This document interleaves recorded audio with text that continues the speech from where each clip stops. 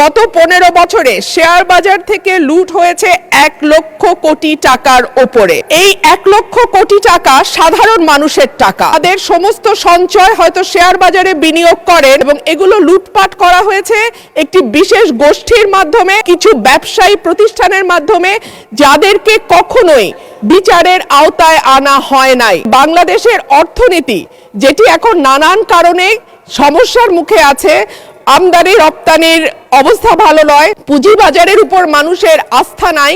এই সার্বিক পরিস্থিতিতে আমি আশা করব মাননীয় অর্থমন্ত্রী বাংলাদেশের শেয়ার বাজার লুটপাটের সঙ্গে যারা জড়িত তাদেরকে যেমন জবাবদিহিতার আওতায় আনবেন, একইভাবে Bangladesh security and exchange commission, যেটা নিয়ন্ত্রক সংস্থা হিসেবে পরিচিত, সেই সংস্থাটিতেও দক্ষ এবং যোগ্য মানুষদের সম্মিলন ঘটিয়ে বাংলাদেশের শেয়ার বাজারকে আবারও একটি আস্থার জায়গায় নিয়ে যাবে।